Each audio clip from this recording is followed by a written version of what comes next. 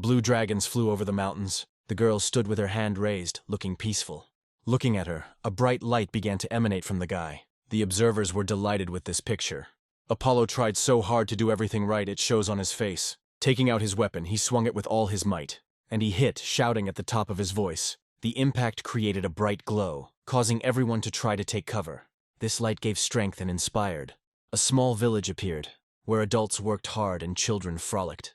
Standing in front of the statue with scales, holding a hammer in his hands, the main character had hope that maybe today would work out. Suddenly, the scales of magic will tip in his favor. And he swung again, the blow accompanied by a scream. The scales haven't tipped a millimeter. The guy sat down on the ground, disappointment evident in him. But also anger at myself, why it didn't work out again. He wondered why he still didn't have magic. The headman appeared in front of Apollo. The boy tried to apologize to him.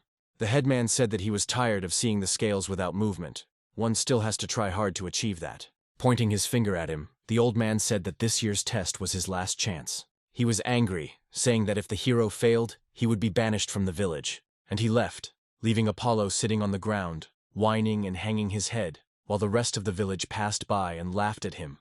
Taking his will into a fist and directing it into the hammer, the protagonist again began to try to achieve a shift in the scales. But they stood motionless, and did not even intend to change their position in any way. Those who are powerful enough to break the laws of physics and perform miracles are called magicians. Since the founding of the empire, large-scale tests of magical powers have been held annually. Anyone who passes them will be recognized as a magician, and the magician who is above all is second only to the emperor.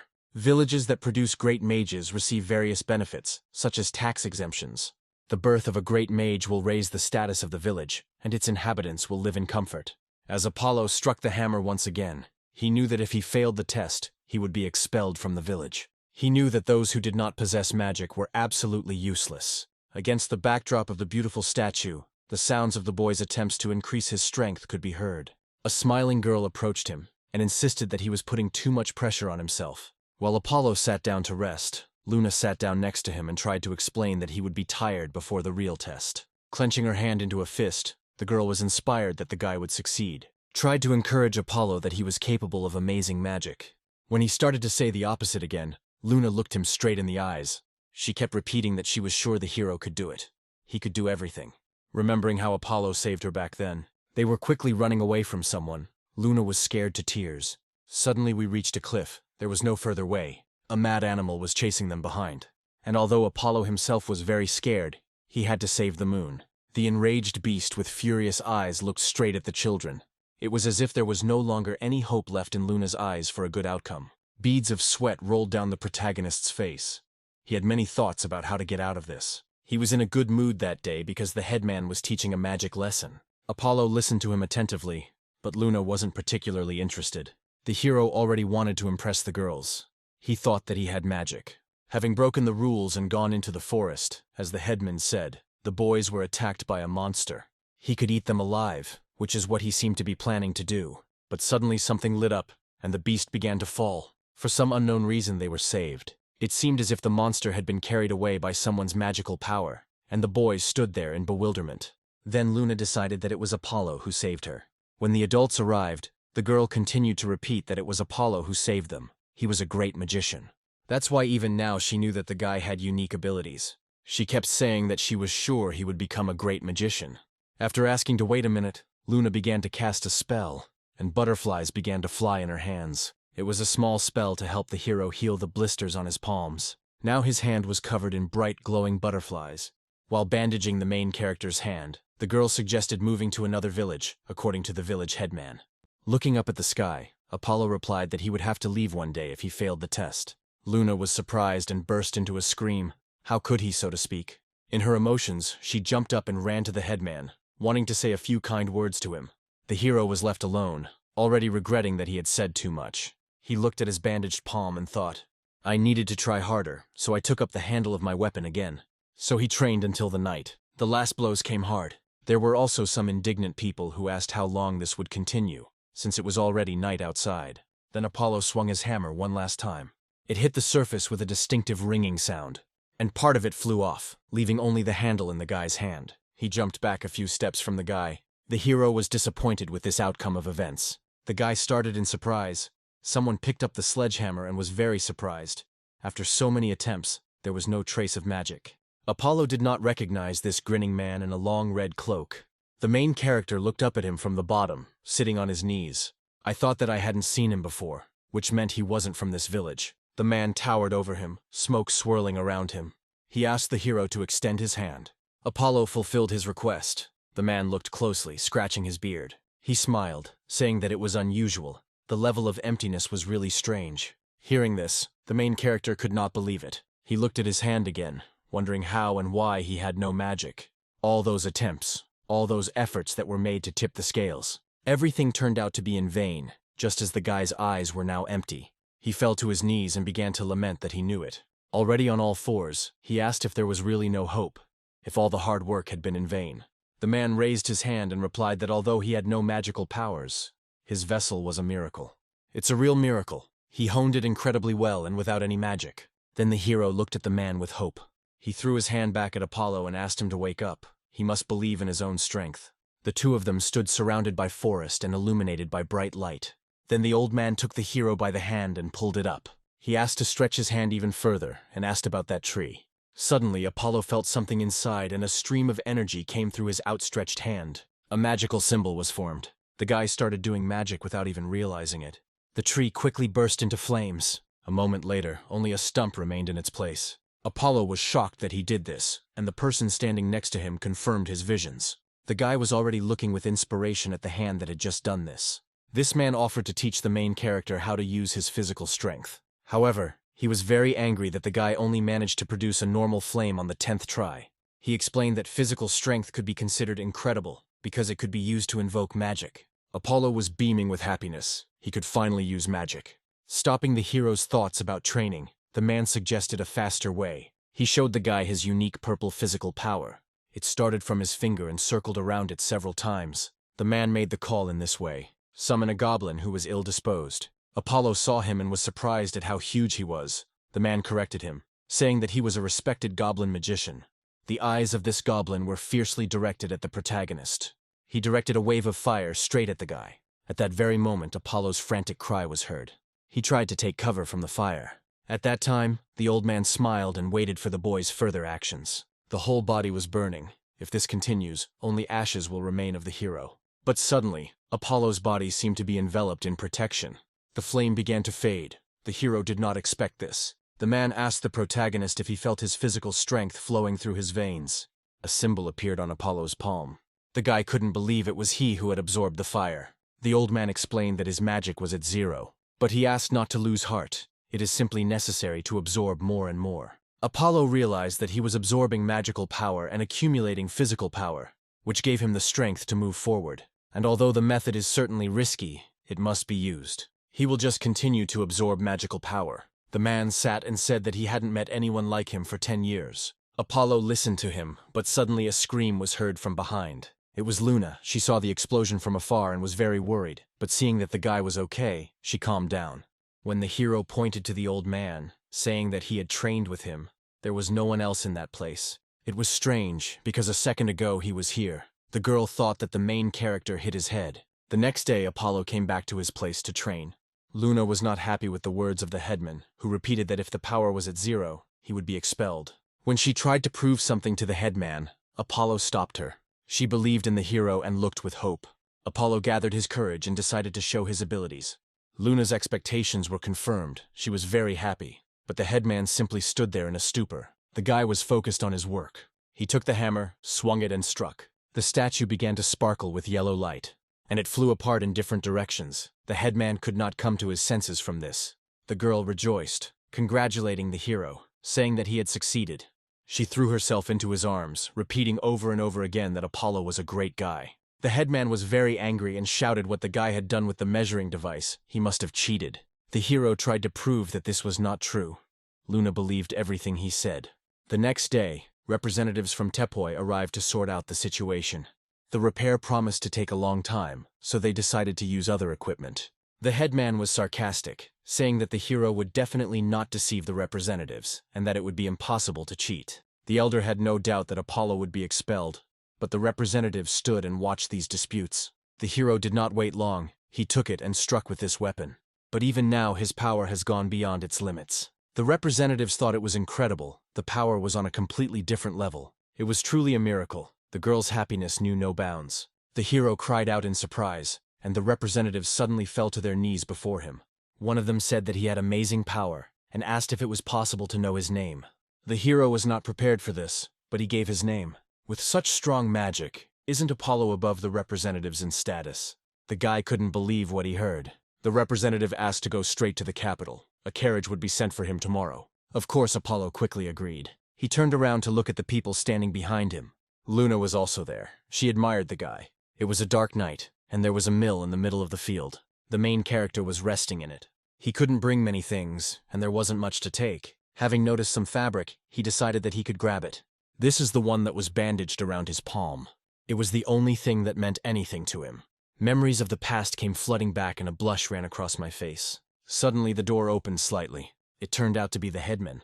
Under Luna's supervision, he reluctantly began to speak. She was angry and asked Apollo to be careful, because the old man wanted to ask him to tell that he was from this village. Apollo listened in surprise, as the village elder replied that there was nothing wrong with remembering the village in which he grew up. Luna was categorical and asked the guy to give up everything. Then the headman fell on his knees and began to pray to Apollo. The guy played the fool and said that since Luna says no, then so be it. Soon the old man was outside the door, still continuing to ask. But no one was going to open the door for him. Apollo thanked Luna for her support. She replied that she would take him home tomorrow. The guy was surprised. It was quiet outside, but conversations could be heard inside. They talked about Apollo's departure. The girl said that the guy has a lot of strength, and he definitely deserves it. The hero looked into her eyes with great gratitude. She had already gotten up to leave because the guy needed to rest before tomorrow. She stood in front of the door for a few more minutes. I thought that this is how they part. In the morning, the coachman drove up to the appointed place. A small red carpet was laid out in front of the guy. Apollo was told to move when he was ready. Luna forced a smile and said goodbye to the main character. She asked to write to her sometimes. The guy also looked at her. He handed her a handkerchief. The same one, it had already become frayed. But Apollo said that he didn't need anything new. Taking her hand in his, he asked her to go with him. Luna was incredibly happy at that moment. The guy said he wanted Luna to be with him. The girl was overcome with heat from her own thoughts, how his words sounded. She sat down on her back with joy and, naturally, agreed to go with him. Apollo took Luna's hand and they set off together. The beautiful city of Tepoi, through which a wide river flowed. The cart started moving through this area. Luna and Apollo rode together and listened to why there was such a noise outside. The girl looked out with interest. She started screaming in surprise. It was unclear why a crowd of people greeted them and bowed. And everyone did this without exception. Everyone made way for the carriage, all because the main character was riding in it. Apollo and Luna were puzzled as to why this was happening. The guy suggested that maybe someone important was following them. The representative replied that this was their way of showing him respect, since Apollo was higher in status. The girl's eyes lit up at this news. The representative added that the rhythm the coachman beats reflects the status of the passenger. A double knock signifies someone at the level of the mayor. If you meet someone of higher status, it would be polite to give up the expensive fare. Apollo never thought that people would start treating him like this. When the girls saw him, they squealed and said that this was their chance to marry a rich man. Luna, hearing this, immediately frowned. She pouted and explained to the oblivious guy that they were trying to hit on him. With such conversations, they drove on. We arrived at the Tepa administration. We went inside and saw the Institute of Magical Research. Apollo was interested in everything, so he was directed to follow everyone. The representatives were going to measure its strength with the help of this giant. The hero exhaled and took a pose to begin his work. The concentration of magic grew rapidly, even very quickly. Luna was very worried and asked what they could hear there. The observers themselves could not understand what was happening. They understood that this could not happen. It turned out that the main character broke everything again. The spokesman said there was another rhythm he didn't mention, a 5-beat rhythm. The rhythm was meant for a great magician, and the guy's eyes showed incomprehension. He asked him again what he meant. They answered him that Apollo was a great magician, but perhaps his magic exceeded that. Luna jumped up in delight. She said how wonderful it was. Great magician. Apollo wondered if he was a great magician. The same group moved to the reception area. Apollo and Luna enjoyed the treats. The representative asked to wait here until the mayor returned. He would probably want to discuss what to do next. In the meantime, the guy was given 1,000. While he was in the city, it would pay for everything. Another replied that it was a fitting reward for Apollo's magical abilities. Luna and Apollo exchanged glances in anticipation of what they would be able to buy. Having thanked for such a gift, they went out into the fresh air. The hero was already walking with full shopping bags. Luna told Apollo that she was hungry, and here they are standing in front of the establishment. The girl's eyes widened. The place didn't look cheap. But they didn't care about it, because there was this card. They were offered a table for two, and Apollo handed over his card to pay. The staff replied that everything would be prepared and invited them to the VIP room. Luna wondered what they would expect in such a room. The guy was once again convinced that this card was really something. The girl hovered over the hero and said that it was all thanks to his powers. She was glowing with happiness. There was a notice on the wall about recruiting students for the School of Suffering. The staff asked if they wanted to become apprentices. He added that powerful magic is stored within the walls of the dojo, inaccessible from the outside. Suddenly Apollo felt a sharp pain in his chest. He was horrified by this. Luna immediately began asking what happened, to which he replied, "Nothing to worry about." They were asked to go into the room. Climbing the stairs, the hero realized that nothing hurt anymore. Maybe he imagined it. The view from the window was stunning. The moon was stunned by this night city. Apollo was also delighted, not knowing what to say. At that moment they held hands. The girl told the hero that he was wonderful. And now I wanted to add something else. The guy waited impatiently for her words. But Luna chickened out and covered her eyes with her palms, realizing that she had barely confessed. While she was thinking about what had happened, the hero felt that the pain in his chest had completely gone away. He suggested that it might be because of the moon. There was a luxurious table that had been prepared for them. It was filled with exquisite dishes. After all, they ordered the entire menu at once, but now they themselves were shocked by the quantity. Luna's mouth was already watering as she pulled the food to her mouth. But then someone pulled them away from their meal. It was Mr. Payne. They tried to stop him, saying that he couldn't go there. But he didn't care. A minute later, he was already standing in front of the guys. The gentleman angrily asked what backwater the hero was from, and claimed that this was his place. He did not understand how he dared to take the place of the master of the School of Suffering. Payne mentioned the School of Suffering, those same dojo classes, and he promised to teach the villagers a lesson. Apollo was not very happy about this event. Mr. Payne repeated again that he would show who was boss here. The protagonist's eyes flashed with anger, and again he felt the same pain. Luna came up to him, wanted to help with something, but didn't know how. Payne started screaming that this was no place for freaks like him. He swung and swept away everything that was on the table, almost hitting the moon. He was incredibly angry at these two. His shadow loomed over the frightened girl sitting on the floor. Apollo was worried about her, but he couldn't do anything yet. He sat there wincing in pain. Luna was not going to give up. She proved that they were brought here. What did he want from them? The staff has already apologized to Mr. Payne. He also apologized to Luna, saying that he would prepare another place for them. The gentleman didn't care about these apologies. He believed that they wouldn't fix anything, and he decided to show his strength to those present. Payne wanted to direct the mania towards them, while they figured out what was going on with Apollo. He was determined to destroy the protagonist. That's why I started to accumulate energy, and he hit her. But not Apollo. The man who was serving the boys flew into the wall. The gentleman shouted at how he had the audacity to ignore the master. He took the girl by the hand like a doll and pulled it up. The protagonist's eyes filled with tears. Luna could no longer rub the pain, she cried. Then Apollo, through the pain, began to try to do at least something. He asked to take his hands off the girl and concentrated on the magic inside himself. Pointed it towards Payne. He flew away from such a wave. He broke through the ceiling and went far up. Apollo was surrounded by a frantic energy that sent his opponent further and further away. The guy continued to sit in this position until Payne's outline disappeared from his field of vision. He immediately approached Luna and asked if she was okay, and the girl replied that thanks to him, yes, she was. And although he himself didn't really understand how he did it, he was pleased to hear it. He was glad that he was able to protect the girl, so he hugged her tightly, and she hugged him back. The roof of the building now had a hole in it from the gentleman who had flown by. Through it, you could see the boys sitting opposite each other. The protagonist looked at his hand, trying to comprehend what he had just done.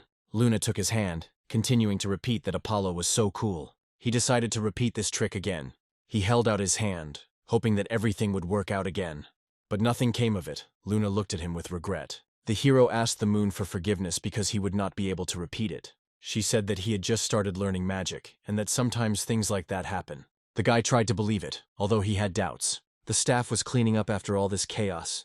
The boys accepted the apology for their meal being interrupted. They also asked her to leave here quickly. The girl was unhappy with these words. After all, if they find out about the commotion with the master, his students from school might come to sort things out.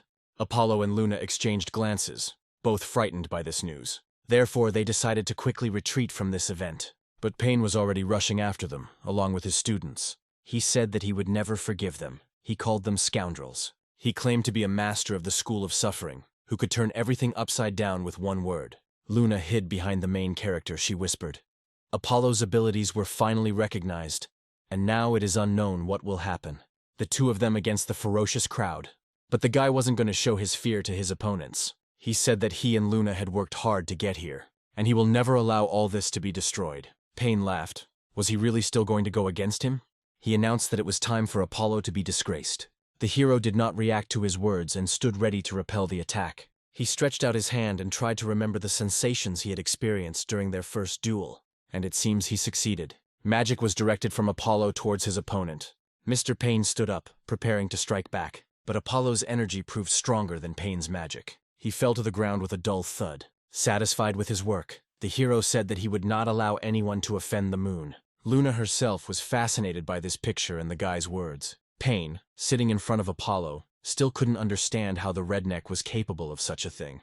The fire of hatred for this man has not yet died out in the hero's eyes. Pain tried to restrain himself from howling in pain. As he gathered his energy for the attack again, Apollo added that he wasn't finished yet.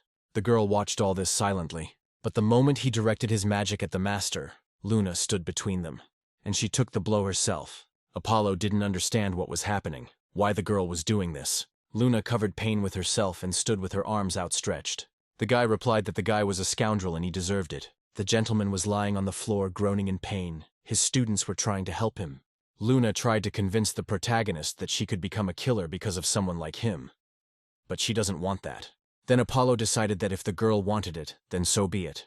It was night, and some windows still had lights on. The main character sat, immersed in his thoughts. He looked at his palm once again. Decided to try using my power again. The guy tried very hard, trying to concentrate only on this. But no matter how hard he focused, nothing worked. He knew that he and Luna had worked so hard to get here. He couldn't just stop. I couldn't afford to ruin everything. Angry at myself and at this situation, I began to gather my energy again.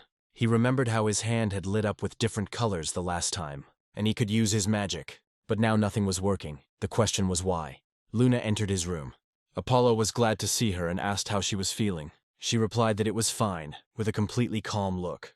The girl was telling me about Pain. His students took him away, so he will be okay. But the hero understood that in addition to this, they had caused damage to the restaurant, and Luna was not blamed for this. He didn't care at all how Mr. Pain was doing. He was only worried that no one would say anything unnecessary to Luna. Luna, beaming with relief, happily informs Apollo that she is completely fine and notes that the guild staff have been helpful. Apollo, slightly embarrassed by her joy, says that it is nice to hear that. They threw their bags on the bed, and Luna, gesturing enthusiastically suggests the option Excalibur. However, the delight gives way to slight disappointment when Apollo explains that he cannot yet control his power.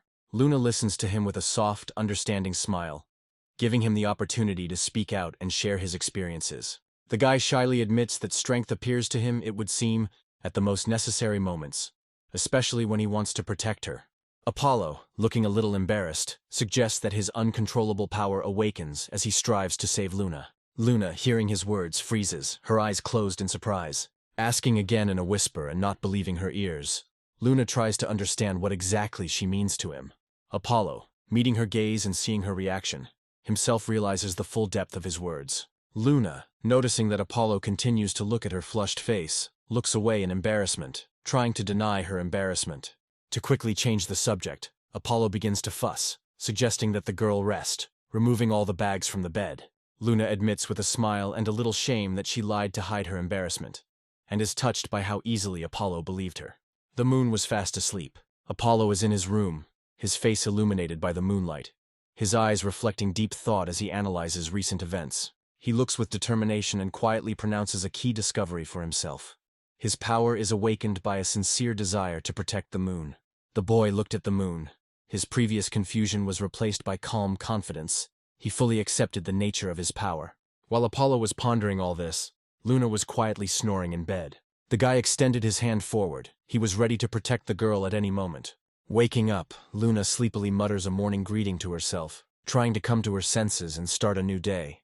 Seeing Apollo, he greets him cheerfully and loudly with a good morning. Looking at him carefully, she immediately notices his condition, and, with concern in her voice, points to the dark circles under his eyes. Apollo tries to answer something incoherently, embarrassed. The girl reproachfully says that it's time for him to stop torturing himself like this. To distract her and lift her spirits, the hero, with a joyful cry, decides to show her something interesting. He repeats enthusiastically, insistently offering to take a look at his find. Apollo, finally, when the girl, succumbing to his persistence, agreed to look, turns around and begins to cast a spell. A wave of energy came from his hand. Apollo is focused on showing Luna the results of his training. Luna, watching his display of power, presses her hands to her chest and beams with admiration.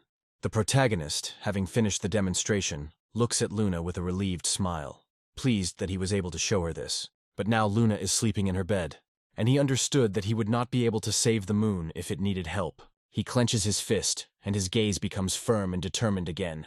Apollo continues training, his movements becoming even more refined and powerful. He is completely absorbed in the process. His face during training does not express anger, but absolute concentration and will. The training has a clearly defined goal. He is definitely strong in setting a task and executing it. The guy's actions during training are not accompanied by any emotions, only pure concentration and calculation. Apollo is one of the 1% who is capable of incredible persistence, even though it is difficult. They may be happy while they are busy with work, however. Apollo feels nothing, not at all, realizing that his power is emotionless, and perhaps that is its peculiarity. After stopping training, he makes a short, deliberate sound, as if he had understood something. He tries to concentrate again, to summon his power, but instead only sounds are heard that indicate his fatigue. Another failed attempt, accompanied by a disappointed sigh. Apollo freezes in place, his gaze becoming empty and detached. He is completely immersed in his thoughts, trying to find a solution. The man appeared again and watched quietly, deciding to approach the problem. He shouts in the guy's face to see if he can hear him. The man persistently and mockingly addresses him, trying to bring him out of his stupor. Suddenly Apollo fell into the abyss. He lay on the ground, frightened, looking straight ahead. Apollo comes to and recognizes the man in the red cloak, to which he replies that he was the one who gave birth to his power. But now something is wrong. Apollo asks again, confused, and the man explains that he has passed the first stage, and now he faces a new obstacle.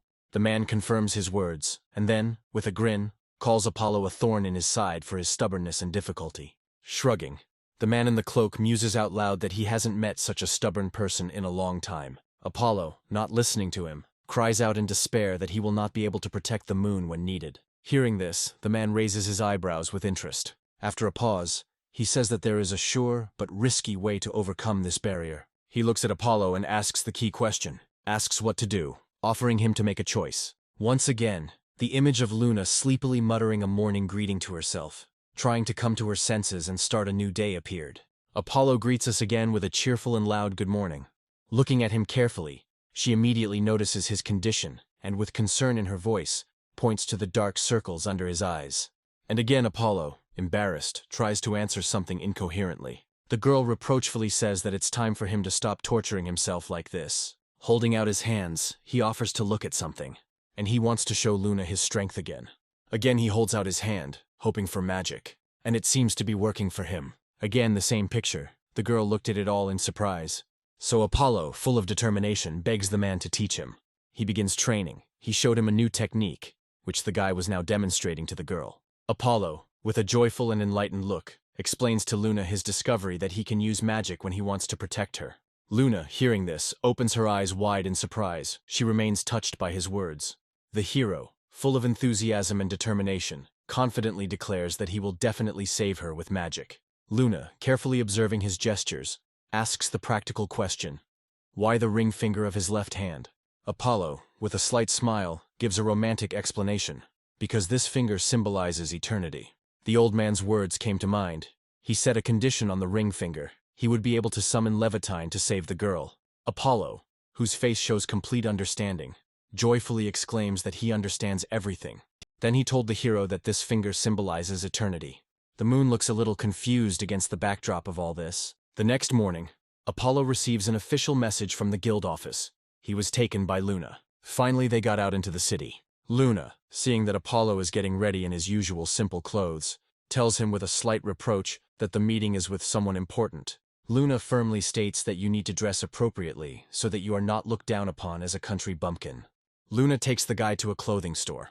Looking at the building, the protagonist notices that it looks quite expensive. The door opened unexpectedly and Luna was almost knocked off her feet. The guy immediately reacted and wanted to protect the girl. She had almost fallen. On his left hand, around the ring finger, a magical symbol appears briefly. An arrogant townsman rudely addresses Apollo, calling him a country bumpkin. Luna, standing up for the guy, begins to object with indignation, but Apollo himself calmly stops her. As they walk away, the bully continues to grumble, but Apollo, ignoring him, gently tells the girl to just forget about it. The townsman remains standing by the cart. An elegant girl with long hair enters. They greet her respectfully, saying words of gratitude for visiting them, introducing a new important person. Apollo passed by, not immediately noticing Lady Astria. She catches a glimpse of Apollo in the distance. Something about him catches her attention. Having got ready to leave, the lady said that she had to go already, and she asked to follow the guys. In the meantime, they walked around the city. Luna ate her sandwich with greedy appetite. She was angry at the guy, saying that this was not the way to talk to customers. A large man was about to pass by her, but something went wrong and the cup of coffee he was holding flew straight at the girl. Apollo reacted in a second and used his abilities. Everything around seemed to freeze. Everything that could have ended up on the moon ended up on the guy. He was glad that the girl was okay. She in turn pointed her finger at him. Someone, looking at them, said that it was a nightmare. It was Lady Astria, asking for forgiveness. She apologized for the inconvenience, which her servant brought while he was scratching the back of his head. She knelt down before the protagonist. She removed the cup from his head and asked him to let her make amends. Luna and Apollo looked at her in surprise. Now they found themselves in front of a tall, beautiful building. The servant met them with the lady and said that her return had been expected. They came closer, face to face, leaning down to quietly tell him not to dare embarrass her. He heard her and invited the guests to come through. The servants offered to take Mr. Apollo inside. With a smile on his face, the hero was escorted to another room, where he could change clothes. Luna was offered to settle down here while waiting for the guy. Lady Astria watched all this and was glad. She said that Apollo was wonderful. Luna was wary of these words. Realizing what she had just heard, Luna became angry and asked again. The lady said that he did protect the girl, and he did it all so easily. She continued to say that the guy stopped the tea with magic so that it wouldn't spill, and praised him for his quick reaction. The moon glowed from these words. She absolutely agreed. She said that she knew all this. Apollo was so cool. She was sure that he would soon become great. In the village, everyone made fun of Apollo. And although Luna said he was talented, no one listened. And finally, Luna decided to add that I met someone who understands how amazing he is. The lady asked why, if he was such a skilled magician, he still didn't hold any post. The girl replied that they had only arrived in the city yesterday and were now waiting for the mayor to return. Astria looked at her thoughtfully. Everyone who heard it couldn't believe she said it. The mayor was Mr. Amos. She considered it an undue disregard on his part to keep a promising magician waiting. When the lady ordered that the mayor be told that she would wait for him until sunset, Luna looked at him in surprise. Then I asked her. She is from a rich family. Astria replied that she would find out soon, but for now she asked him to tell her more about himself. Various stories with Apollo came to mind, and Luna told Astria everything, mentioning every detail, as if a parent were talking about their child. During the conversation, the teapot was filled twice, and all the cakes were eaten. With her mouth full, Luna finished another story. Lady Astria thanked the girl, and there was a reason for that. The answer to Luna's question, the reason for what, took place at an empty table. Astria decided to talk to Apollo, and when she saw his face, the girl was terribly surprised. The lady noticed a determination in his eyes, something that doesn't happen to those who live meaninglessly. Then the culprit of their conversations arrived, and it was clear from Luna's face that she was stunned by his appearance. Apollo was in a hurry and apologized for the wait. Lady Astria immediately offered her assistance. The staff was already holding a mirror up to them. Astria invited the hero to look at herself, but the guy himself did not expect this. The lady whispered in his ear to imagine him protecting what was most precious to him. Naturally, the image of the moon appeared before him. For him, she was the most dear and valuable person. Astria still stood next to Apollo as he concentrated. The guy was determined to carry out his task of protecting this girl. Now he looked a little stern and serious. Luna was shocked at how much better looking the hero had become. She thought, maybe it was some kind of magic. The lady replied that nothing of the sort could have happened. Apollo himself contributed to his own transformation just by thinking about it. The girl found this logical and was very happy for the guy. She continued that there was something wonderful about Apollo. He just didn't know how to use it yet. A subordinate of Lady Astria ran into the room. She was informed that Mayor Amos had arrived. Luna was excited that they would finally be able to meet him. The mayor was already on his way to meet the trio. He said that he had been hunting, but her messenger insisted that he come. Astria asked him directly if he was going to decide about Apollo. The mayor didn't seem to understand what Apollo was. He looked confused. Lady Astria introduces Apollo and Luna to the mayor. The mayor reacted ambiguously to this acquaintance. Astria explained that Apollo had a problem measuring his magical powers. The mayor was smiling broadly as he said that his deputy had reported this to him. Now the mayor understood who Apollo was. Astria was displeased because Amos had neglected this issue. She explained that attracting talented magicians is part of the country, so what could be more important than that? He tried to justify himself, saying there were all sorts of foreign affairs and much more. He fell at her feet, asking for forgiveness, saying that he was truly sorry. He even shouted that he swears by his father. His face turned angry when Luna said that there was such a fuss here. Everyone wanted to inform him urgently. He turned away and ordered her to be silent. Everything is just as she said, the one who doesn't even understand politics at all. He added that, to tell the truth, he could explain everything.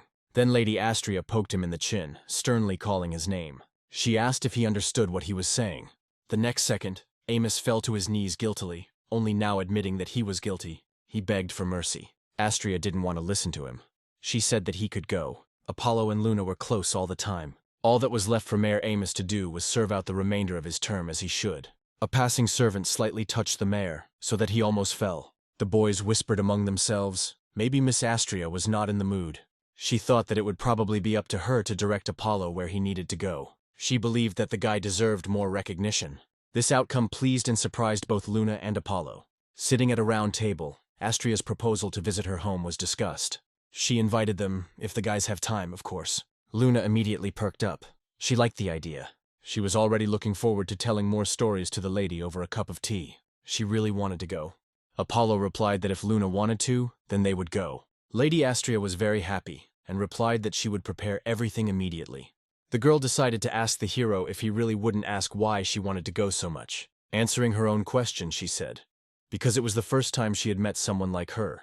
Apollo was even a little embarrassed by such revelations. She remarked that Apollo was beautiful. That's exactly who he was. The girl could talk to Astria about him. Luna also announced that the lady would introduce them to those who recognized his abilities. This beautiful city, upon which the morning sun was shining. A coachman with a cart was approaching. Apollo and Luna were riding here, talking about how strange it was to go out of town. Astria said that it was true. She doesn't live here. After all, her father is very protective of her. That's why they live in this quiet and safe area. Seeing the buildings from afar, Luna asked if the lady lived there. She replied that this was indeed her home. The two guys were shocked. They didn't expect such an answer. How could this whole city be her home? But it was so. Astria's estate appeared before them. Looking at all this, Apollo wondered who Miss Astria was. She said she was just an ordinary girl who just liked Apollo. They had already entered the territory of Astria's estate. The boys couldn't take their eyes off the beauty of this city. The guy decided to ask about the people here. He asked, because they are not residents here. That was true. They were all her servants. Apollo burst out laughing. Luna's mouth dropped open in surprise. Then it dawned on the girl, and she decided to ask if Miss Astria was really a princess. Astria giggled and replied, of course not. It's just that her father spoils her a lot. Here they are already at the main building of the city. A fountain was proudly displayed on the site. The servants greeted my lady sincerely. The lady ordered that everything be arranged for the guests, pointing to Apollo and Luna. Themis replied that she would make preparations in the western part of the estate. And what was happening in the northern territory, just beyond the outer walls? The servant whispered to the miss. After all, a magical beast appeared there, so now that part was guarded. He was fierce and therefore bound with chains. The entrance to it was sealed with the help of magic. Behind the doors he roared from the magic directed at him. But not all magic worked on him. He was resistant to many forces. The lady understood that nothing could be done about it now and simply thanked Themis. Luna wanted to ask a question, so she raised her right hand up. She clarified that it was the same magical beast. Is this really the monster that attacks people? Astria confirmed that this is indeed the name for monsters that feed on humans. In this case, the girl pulled the main character forward, saying that Apollo would defeat him. The lady and Themis looked at the two of them with confusion. Luna tried to persuade the guy, convincing him that they should properly thank Miss Astria. Astria herself seemed to be waiting for Apollo to agree. However, she herself said that she appreciates it, but cannot allow it, because he is a guest. Luna claimed that she simply had to see how cool Apollo could be. Then the lady, with a soft smile on her face, replied that Apollo could act. The guy himself was a little scared, but Luna's support gave him strength. Apollo found himself in a difficult situation. After all, Levitine on the ring finger of his left hand could only be used to protect the girl. What should he do now? Luna's laughter popped into his head. Seeing his torment, Astria asked if everything was okay. He clenched his fist, wanting to appear determined to win. Luna also noticed that the hero was deep in thought and was waiting for his decision. This time, the main character wasn't sure if he could cope. In the area with the beast, they were still trying to tame it. He had very thick skin that was difficult to pierce. Apollo's thoughts were only for the moon. So he shouted, "Rely on him." He promised that he would defeat that beast. Everyone was in anticipation. The beast seemed to already sense that someone unfamiliar would come to him. The guy started to act. Monsters are divided into 4 types, depending on what they eat. The first are herbivores, which eat only plants. The second are carnivores, living off the meat of animals, and non-feeding ones, capable of existing without food and water. And finally, the most ferocious of all are the cannibals. They thirst for human flesh and blood. The worst plague of all, that's why they gave it its name. They began to call them magical beasts. These animals were of enormous size and had a very terrible voice. Astria and her guests were escorted by guards. Now Apollo thought that he wouldn't succeed. He looked at his finger and realized that he hadn't used magic for a long time. Luna decided to check if everything was okay. The guy had no face. He kept wondering if he could fight. Then they shouted at him to believe in himself. It was a girl. She claimed that then magic would definitely appear. She supported him in every possible way, shouting Apollo's name. Then the guy himself understood that he had no choice but to believe in himself. The monster's eyes glittered brightly and disgustingly against the dark background of his face. The magicians removed the seal from the entrance to let in those who arrived. They heard Lady Astria's order and obediently carried it out. As soon as they removed the seal, the gate began to move. And then everyone saw the beast's crazy eyes. He wanted to break free from these shackles. He screamed and howled at the damned people looking at him. The guards warned that his skin was too thick to deal a fatal blow. It looked like they were in here for a long time. Apollo couldn't even imagine how he would fight him. He didn't understand how he could defeat such a magical beast. He was shocked at how calmly the moon reacted to everything. This crazy girl walked towards the beast with a smile on her face. The hero was seriously scared for this crazy girl. She answered him that now she would show everyone what he was capable of. So I ran straight to the monster's lair, and she didn't care that it was very dangerous. Suddenly the magic of restriction weakened and the chains fell from the beast. At that very second, Apollo was no longer in the place where he had been standing. He was already holding Luna in his arms, saving her from this terrible beast. He rushed away from him at incredible speed. Then he started to spin the girl. He let her go and stayed to fight the beast. He used the 10 breaths hand sword with the help of the ring on his ring finger, and he defeated the monster. And he himself was already carrying his hand away from him in his arms. Everyone was stunned as to how he was able to put the beast down so quickly, and all with one blow. Astria couldn't believe it all. A slight blush shone on her cheeks. Luna held Apollo tightly and gratefully in her arms. From the beast's perspective, they looked as if they were standing facing a bright light. When asked if she was okay, the girl replied that of course everything was fine. The guy also clarified that she made it so that he could use the 10 swords technique, which is exactly what she wanted. Despite the fact that she was in danger, the girl was confident that the main character would save her. That was for sure.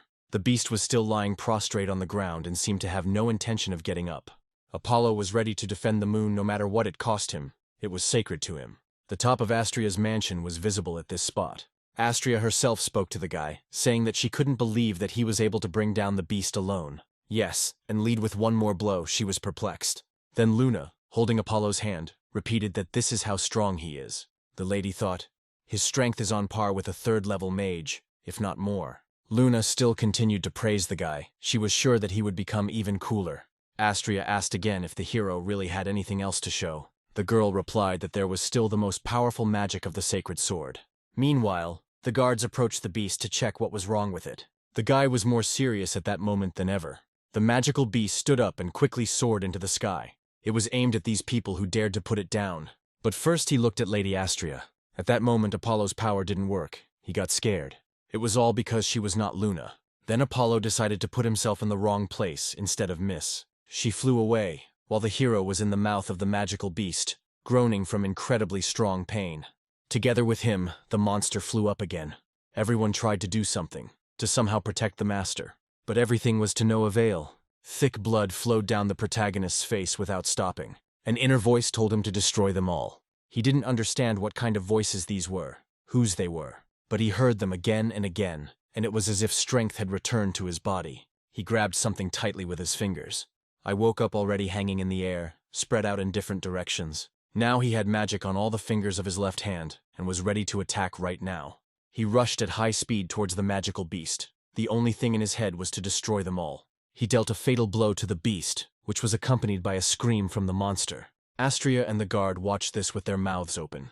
The lady's face was bruised from the fall, and she herself was frightened.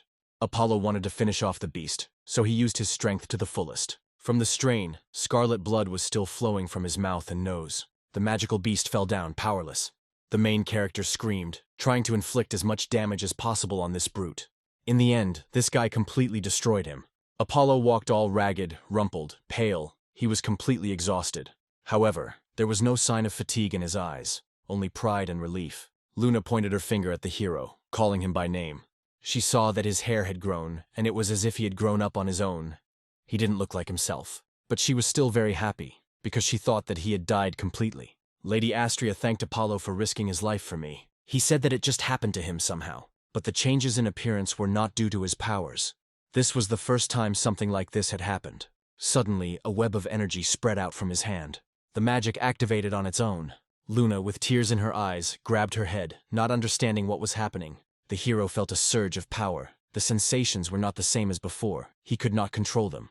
The power was completely beyond his control. The 10 Breaths hand sword was activated. Because he couldn't control it, he inadvertently began to destroy everything around him. The escorts tried to cover themselves, swore, and did not understand what was happening. Luna hid behind the shield and asked Apollo to do something quickly. He replied that he was trying, but it was of little help. Then Luna offered to pull the power back to him. He liked this idea and decided to try to do it. Here he is already lying on the ground, trying to catch his breath from the struggle with himself. The girls immediately ran up to him and started examining him to make sure nothing had happened to him.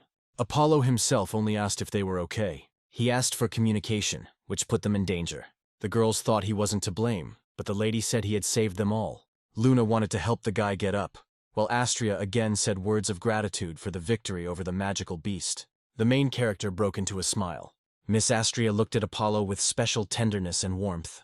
They sat like that for some time. Luna decided to ask Apollo again how he was feeling.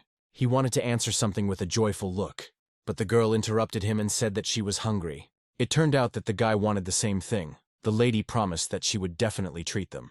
At that very moment, the servant announced that everything was ready. Now Lady Astria decided to admit that she really loves to eat. While the girls were discussing what they liked to eat, Apollo sheepishly said that he was already hungry. A man in armor on a horse was racing towards them.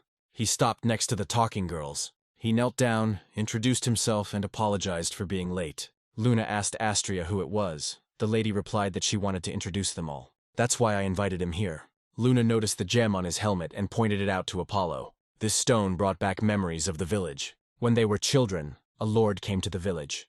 The guys were very interested in watching, so they broke through the crowd.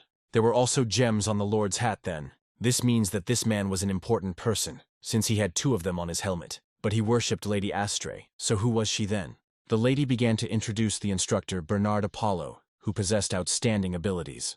Then Bernard stood up to come over and introduce himself. Standing next to him, I replied that it was very nice to meet you. The hero thought to himself that he was a nice young man. The instructor turned to Astria and asked if Apollo could demonstrate his talents. When Bernard asked what kind of magic he specialized in, the hero answered that his magic wasn't exactly magic. The instructor didn't want to waste a lot of time. He wanted to see everything with his own eyes. He set up an indestructible magical barrier of Wisteria, a test to measure skills. The man waited tensely for the main character to take action. Looking at all this, the moon had a bad feeling. But it seems Apollo had everything under control. Now he decided to use the 10 Breaths hand sword, from which the instructor looked as if enchanted. This energy could knock him off his feet. He tried to hold the barrier, but he knew things were bad. Bernard still flew away from Apollo's power. He pulled his sword back sharply, leaving a strong mark on the ground. The instructor turned around and couldn't believe what had just happened. He looked at the main character with some caution. He began to rise a little. The power was so amazing that it broke through not only the layer of earth, but also part of the wall. Apollo still stood in his stance, as if waiting for more tests. Wisteria was a school that specialized in defensive magic, founded by Anton Wisteria. For many years he served the emperor, guarding him and ensuring his safety. After the death of the emperor, Anton returned to his homeland and founded a school.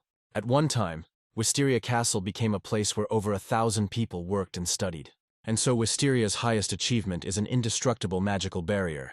The greatest protective spell created by the founder Anton. It was never broken in his entire life. Emperor Bernard, he is a second-class mage. He is a skilled wizard who has mastered the barrier of the Wisteria school.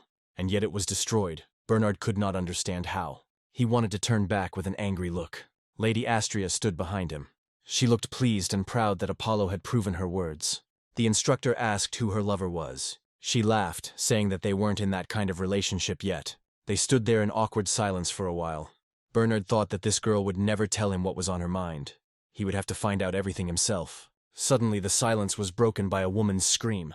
It was Luna who was praising Apollo, saying how cool he was. The guy smiled sweetly and replied that it was good that at least the power hadn't gotten out of control. Astria confirmed that he was a promising guy. Bernard was truly surprised, so he bowed as a sign of respect. The lady had no doubt at all. She was very lucky. And all because the mayor put his case off until later. Many mayors who possess magic end up becoming intoxicated with power. The instructor thought about her words. The servant asked if she could take them there. Luna was very much in favor, because she was so hungry. Astria and Bernard were left a little behind alone. The instructor said he hoped the official procedure would take place as soon as possible. The lady asked again if he meant promoting the boy to the 4th grade or higher. He answered positively and asked whether he really had that much power. Apollo and Luna were happily heading off to have a meal. Miss Astria watched them very warmly. There was admiration in her eyes. When the lady said that it was necessary to start in the 9th grade, the man could not believe his ears. He asked her again if she was really sure about this, to which Astria replied that everything was perfect. While Bernard was straining himself, asking why the lowest level, Miss seemed not to hear him. But he still tried to get an answer to his question. Didn't she want to help that guy rise in rank? However, the question still remained open. The lady was thinking about something. But she herself said that Apollo is like an uncut diamond.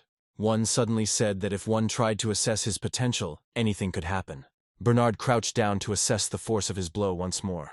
And he added that the hero is 1 in 100,000, even higher than that. A true diamond in the rough, to harm someone like him would be a crime. They discussed this as they headed back to the mansion. The lady continued that if Apollo was considered Astria's favorite, his merits would be devalued. Then the instructor understood why she was saying to start with the lowest class. Bernard felt ashamed that he had made a mistake in his judgment. Therefore, to atone for his guilt, he was ready to take on his training.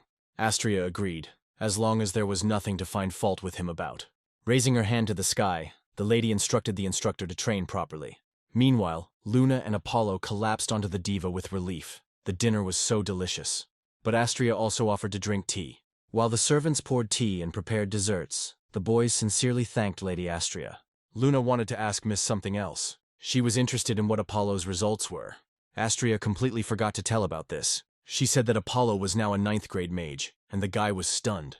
Luna, with tears of happiness in her eyes, began to squeal that Apollo had finally become a magician. Astria informed that the documents should arrive in a couple of days. Then he would be able to complete the 9th level tasks, by which time the tea had already gotten cold. But for now, it was necessary to prepare housing and slaves for the hero. The pretty girl looked at Apollo without looking away. The guy stood in shock. What a slave this was. It turned out that these 2 girls were already his slaves. Luna wondered what was wrong with the guy. He just didn't like the idea. Astria said that Apollo was right. Even today, owning slaves without good reason can be frowned upon by people around. The hero was stunned when the lady ordered him to adjust the collars so that Apollo could see them. They were needed for printing. If for some reason the owner no longer wants to keep the slave, the next one is put, explained Miss. Luna asked if a slave had multiple seals. It was a kind of indicator of how skilled you were. Apollo noted that this meant that he was able to shelter those whom others had rejected. One of the slaves put tea on the guy and asked him to enjoy it while it was hot. Astria was incredibly surprised by the protagonist's thinking. Keep slaves not to show off your influence, but to help them. Seeing the lady's expression, Apollo asked if he had said anything wrong. But everything was like that. Miss Astria simply considered Apollo to be very kind. Bringing the cup to his lips, the guy was surprised, really. The slaves fussed around the 2 boys. In the morning at Astria's mansion, Luna walked down the stairs happily. She was in a great mood and wished good morning to everyone she met. But then she came across a girl with a tail. And not just one, there was a whole line of them. When she saw Miss Astria, the girl learned that these were slaves who had not yet been handed over to anyone. The main character approached them in new clothes.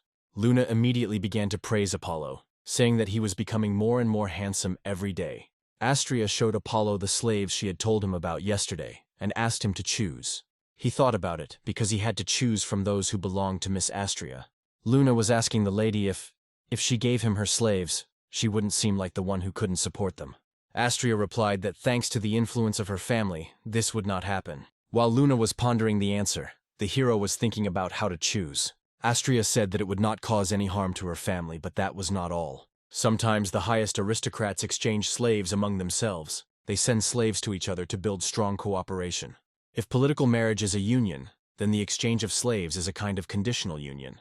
For some, this is a relationship above friendship, but below an alliance, almost a political marriage. Now Apollo had to choose the one he wanted. Themis suspected something was wrong, why the lady was so indulgent to the hero. She was very angry and thought that this guy did not realize how lucky he was. After all, he is Miss Astria's favorite. The guy stood with his hand at his chin and didn't understand how to choose. The moon immediately told him, by the quality of their butts.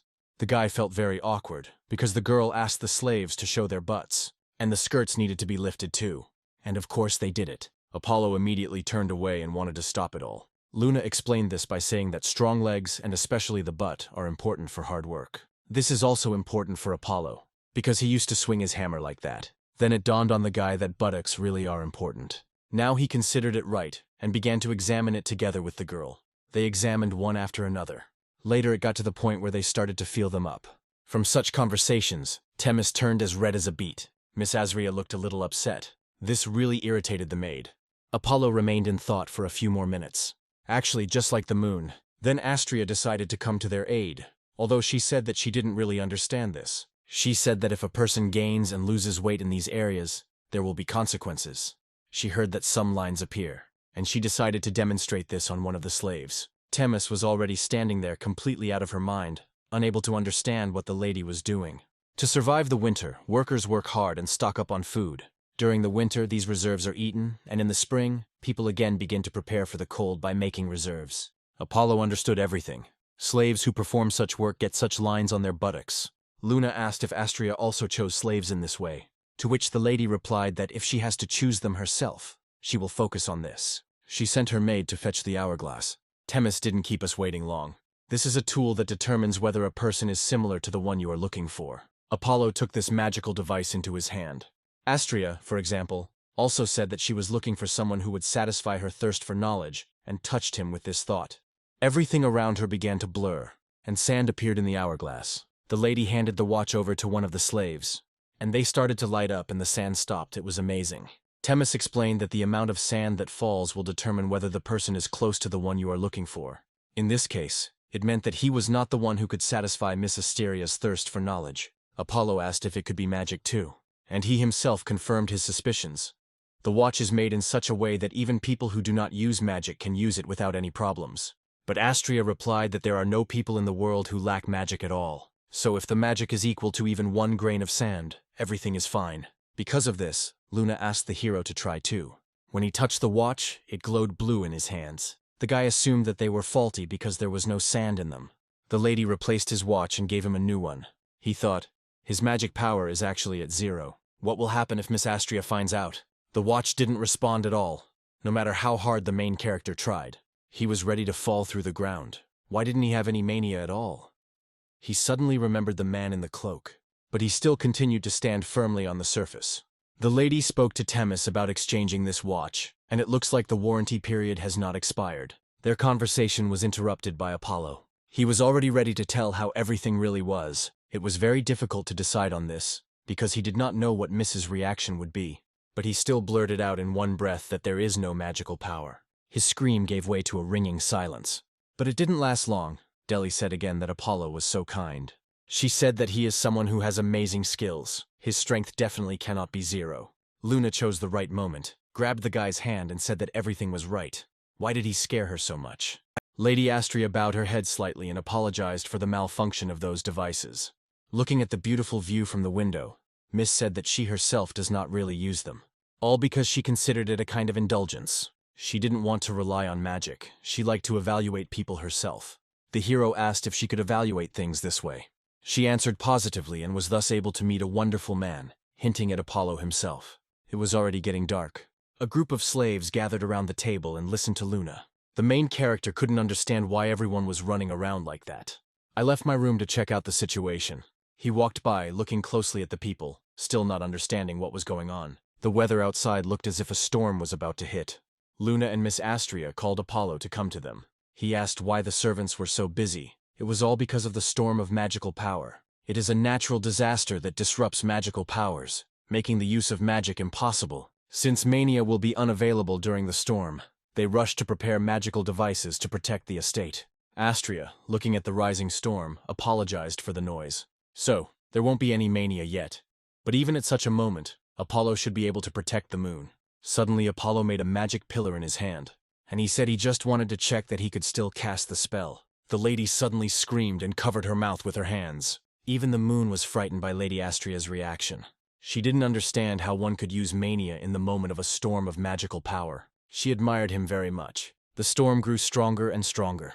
Luna turned to Apollo with a thought. She has a feeling that the spell worked even better than last time. I asked him to repeat it again. It wasn't difficult. The amount of magical energy grew rapidly, and the shape also changed. Astria also confirmed this, adding that it looked brighter and clearer. Apollo realized that this was the power of reason, and she grew, and suddenly an old man appeared. The force of reason could not be broken even in the midst of a storm. The hero looked convulsively at the old man in the cloak, while Luna heard some other noise besides the storm. The lady looked out the window and just said, "I thought it was them. These hyenas decided to come visit again. Thugs who attack people during storms when magic is unavailable. They are deliberately taking advantage of the disaster, but so far the knights have held them back." Luna extended her fist forward, inviting Apollo to suppress them. The guy liked this idea, because if they were not broken, he would not be able to protect the moon. Miss Astria did not dare to interfere. Rather, she was very glad. Luna saw the main character off, hoping that everything would work out for him. There was a massacre going on outside. The hyenas laughed at the knights, saying that they had no magic anyway, and since they can't use it, they have nothing to fear from Astria's estate. One of the hyenas noticed Apollo approaching them, and he rushed at him, saying that he could easily cut him to pieces. But at the same second he flew back several meters. The main character replied that he would not allow them to do whatever they wanted, and he took the sword of the accumulation of heavenly clouds. The crowd of hyenas thought that this was all nonsense and the guy was bluffing, so one after another they went after him. Apollo rushed into the attack without a drop of fear. Having good training, he managed to dodge and avoid their blows. The hyenas wanted him dead, but all they could do was die themselves. Apollo launched several upwards. An impressive-sized barrel with a wick was ready to fly at the hero. However, nothing worked out again. Apollo was able to let this attack pass him by. It exploded before it even reached the ground. The hyenas still wouldn't calm down. They were crawling from everywhere. Apollo fought alone against them all. But even the whole group was pushed back with the help of his strength. He extended his hand towards the sky, summoning a huge pillar of energy. That's why everything around turned into chaos. Next came the huge hammer. The main character asked with a sly smile who would be next. When everyone had scattered and the street was already safe, Astria and Luna ran out. Luna ran, enthusiastically shouting the guy's name.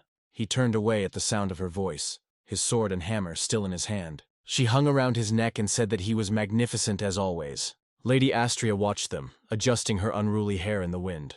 The storm was in full swing, but he used magic and even forced the enemy to retreat. Although there were indeed a lot of enemies, and although the storm had not yet died down, the weather outside was already acceptable. Astria remembered that she had something important to do. Therefore, she had to leave the guests. She whispered to her subordinate that she was quite sure about something. The man replied that the place the lady had pointed to was under the jurisdiction of the first-rank governor of Spika. Miss sat down to write to him right away and ordered him to prepare the horse. She asked to do this despite all the risks. The servant understood her and left. The messenger rushed at full speed with the letter from Lady Astria. Soon I arrived at the place, at the barracks of Admiral Spika. The person who met him was surprised that the letter was from Lady Mijo. Before he could dismount his horse, the messenger fell exhausted to the ground, but was still able to speak and take it to Admiral Spike. Here the knight stands opposite the admiral and awaits instructions. He began to read the letter that had been brought to him recently. The leader of the Scarlet Knights, Admiral Spika Austin. Here is his full introduction. He gave this letter to his servant to read, who looked at it, trying to think about the words. A recommendation was written for someone in the 9th grade to operate in the city of Cheese Ace. It is a remote place where a storm of magical power rages for more than a third of the year. There is an area within the Admiral's jurisdiction where a storm of magical power has been raging for almost half a year. The servant asked if Austin was really going to send a 9th-grade mage there. The two of them wondered why Miss Astria had written this. The Admiral assumed that it was most likely because she was not indifferent to him. Even in a region where magic can't be used for 6 months, he'll still be able to do something. Austin reasoned that she didn't wait and sent a messenger, which meant she was ready to kill him from fatigue just to deliver the message. The messenger lay on the cold, damp ground, covered only by his cloak. Admiral Speak Austin, holding the letter in his hands, decided that he wanted to take a look at the person the lady had written about. A conversation took place at Astria's estate. The Admiral's servant brought a reply letter from his master. It was an order of appointment. The red-haired man added that His Excellency the Governor asked me to convey something. He apologizes that he couldn't come and talk in person, as the skeleton dragon is currently active. Miss was surprised that it was already activated. Reese, the skeleton dragon, is an evil dragon whose fury surpasses all others, and he is the one who never dies. In the end, there was nothing left but to seal him. But this is not enough. He awakens once a year, and during the period of activity, the governor is obliged to strengthen the seal, which is what he did, trying to order the dragon to behave decently. And so far, everything was going well for him.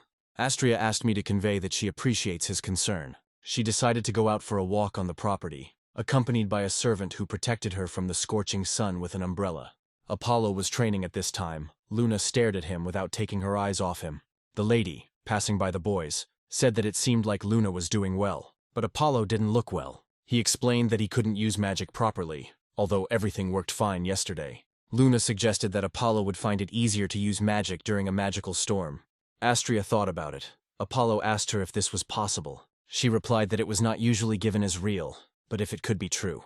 Luna asked what then, if it was possible. The lady said this means Apollo really is amazing. Luna repeated her words and confirmed them, encouraging the guy. And that is why Astria wanted to offer the hero some work. This was the very same official order of appointment to the Delos region.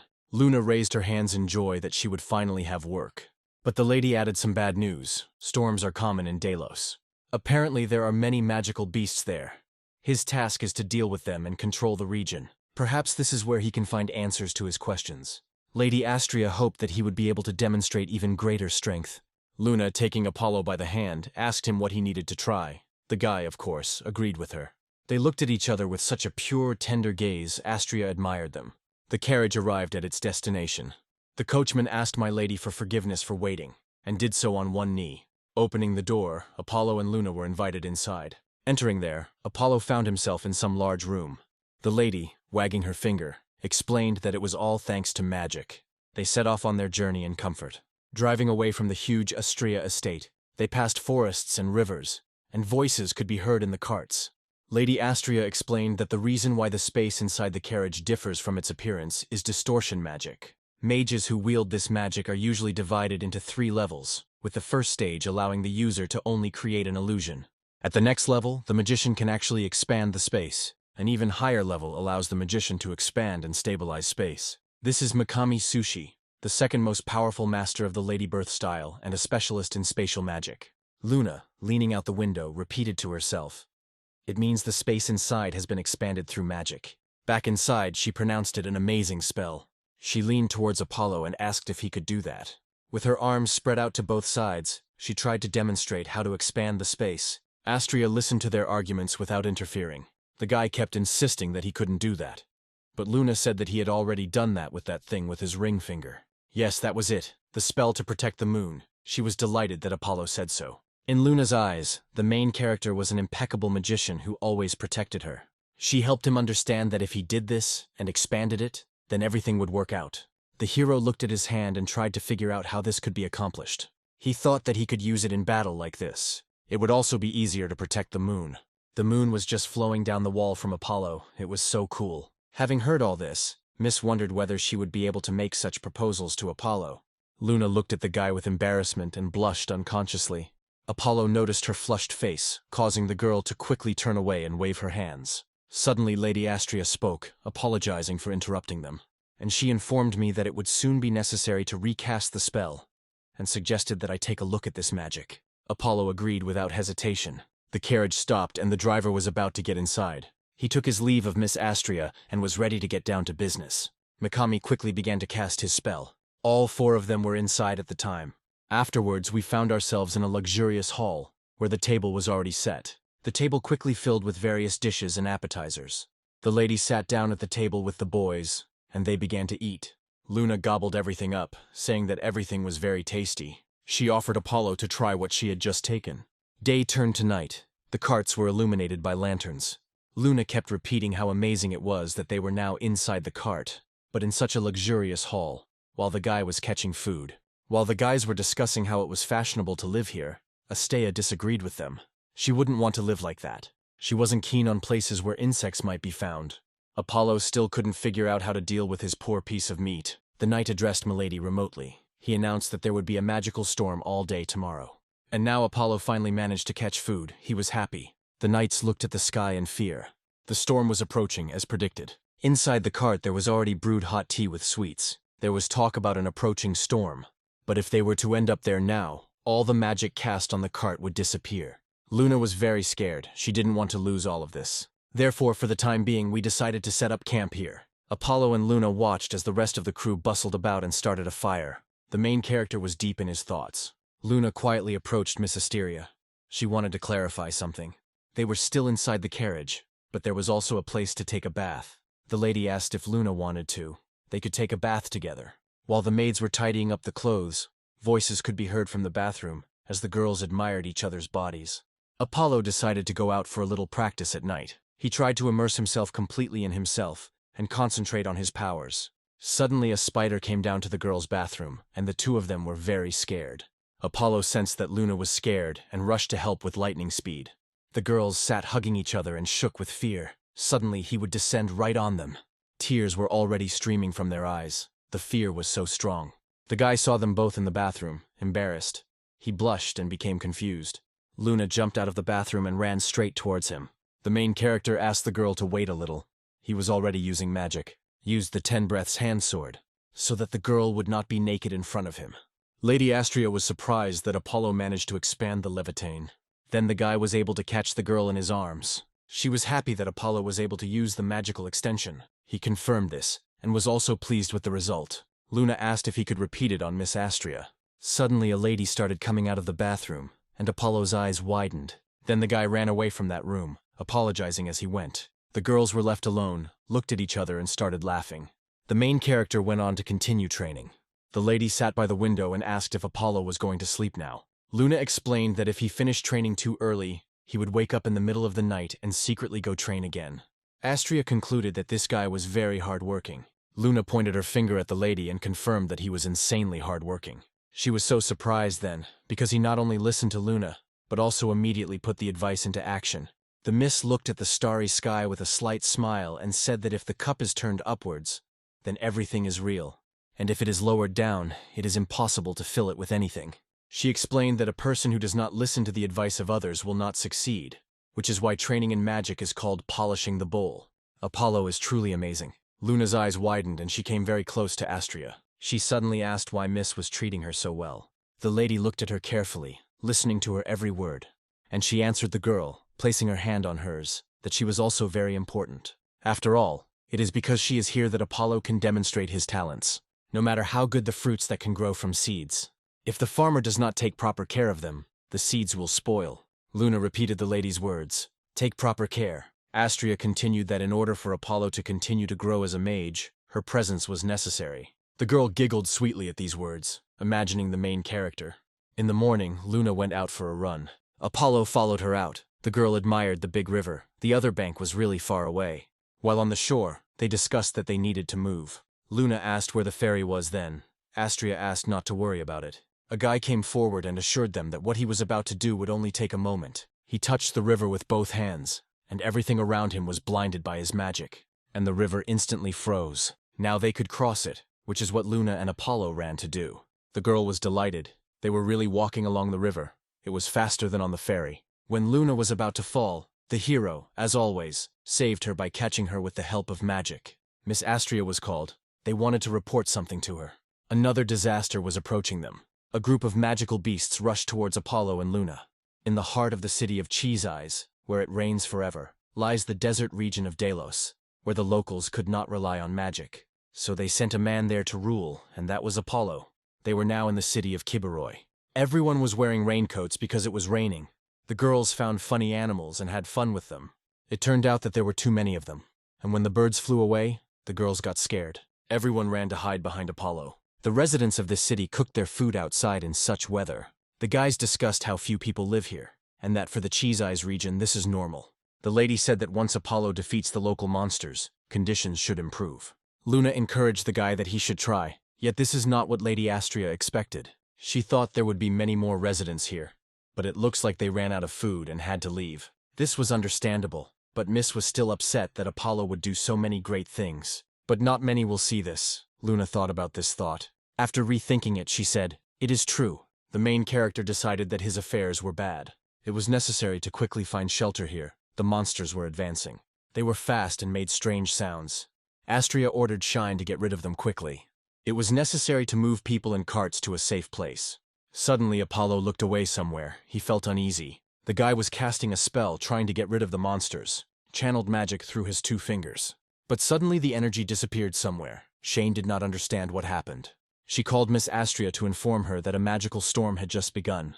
This meant that they could no longer use mania, and the monsters were getting closer. The storm drove them completely crazy. The command was given to do everything to protect Miss Astria, but Luna asked everyone to stop. After all, now it was Apollo's turn to act. She was pushing him to go. Shane looked at him, but didn't expect anything special. The boy took off his cloak, ready to fight. He used the 10 Breaths hand sword. He directed the energy directly at the magical beasts. He made a magic grid that took them all down at once. He noticed that during a storm it was indeed easier for him to cope with them. But there were a lot of them. They kept coming and coming. Then the guy took all his power in one hand and used a cluster of heavenly clouds. He could control his powers as much as he wanted. If so, he thought he could handle it. The animals flew in different directions from Apollo's energy. He made it like a whirlpool of magic. His movements were solid, practiced, his gaze focused. As Astria thought, he works alone, but he is as useful as a whole squad. The guy continued to fight hard, not noticing his fatigue.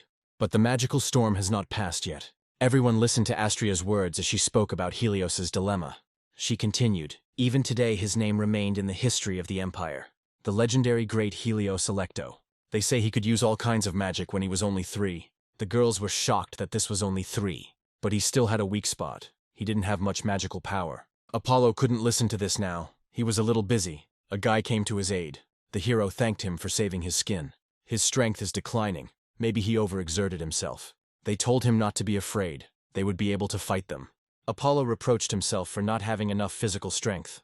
Luna said if that's all it wasn't a problem. The guy barely managed to direct the wave at the beast. Or rather, I didn't have much time. He leaned on his knees to rest. He heard a scream for him to use that thing.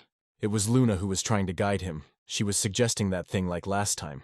The thought of absorbing them has taken root in my head. He took one animal in his hands, raised it up above his head. He shouted loudly. What he was trying to do was not easy, and it seems he succeeded. The girls said that he had done this before. He absorbed the monster and turned it into his own power. Next, he used the 10 Breaths hand sword to create a cluster of heavenly clouds. He mentally thanked the moon for such an idea. Although Apollo was capable of the most powerful magic, he was limited by the amount of physical power available to him. He needed to absorb more monsters. And then he heard his name behind him. He looked at what they wanted from him. The group brought him even more magical beasts. Lady Astria asked to accept them. They threw a whole bunch of these monsters at him, shouting, "Catch them!" He stretched out his hand to catch everyone. Suddenly he felt pain, so much strength like a lump in his throat, but he still had to protect the moon and the others. A large beam of magic emanated from him. Luna ran to him, asking if he was okay. The guy replied that he was generally fine. She hugged him, saying that it seemed like he would become even stronger. But it wasn't only his merit. He succeeded thanks to everyone. The storm was already beginning to move away from this place. Suddenly he felt something inside, some new feeling. It was incredibly painful. He wanted to howl, but he endured it. And most of all, he didn't want to worry the moon. She was so happy now. The servants reported that they had dealt with the remaining monsters. Apollo's pain subsided, but there was still something wrong with his body. By order of Admiral Spica, Lord Apollo, the 9th highest-ranking officer, will be responsible for the governance and defense of the city of Kabaira. This meant that the city now belonged to Apollo. Luna was delighted. It is even bigger than the village in which the hero lived. The moon told the boy that the city was now in his hands. The hero felt that pain again. He tried to endure it. The servant addressed Miss Astria. He said the weather was improving. She asked again what about the abandoned lake. The answer came immediately. He is awaiting orders. Bright sunlight streamed through the dark clouds. An old man with long hair and a beard came out to them. Lady Astria bent down to greet him. He began to cast spells. He made a magical barrier to keep the monsters out. Having done his work, he wiped his hands and left. This barrier magic that surrounds the entire city and prevents monsters from attacking is considered a secret among secrets. Its members are considered extremely important and travel to many cities. The school's motto is Abandoned Lake, turning the cities of this world, damaged by magical beasts, into oases. Luna put her hands in front of her and asked, "Is this still mania? Is she affected by the magical storm?" Astria replied that everything was as Luna had said. However, there is no need to worry. The Twilight Mirage is one of the fastest when it comes to barriers. The girl asked if he could put up as many barriers as he wanted. Apollo knew he had to quickly erect barriers. The maids were cleaning the mansion cheerfully and quickly. When they finished, they reported that all the maids worked together to clean thoroughly. Everything was shining, not a single spider remained. The guy wondered where Apollo was. Luna replied that everything was as usual with him. He was in his thoughts and training. He remembered how he protected the moon and how he could further improve himself. He was already exhausting himself. I felt that unbearable pain again. He curled up on the ground in pain. Bright scarlet blood oozed from his mouth.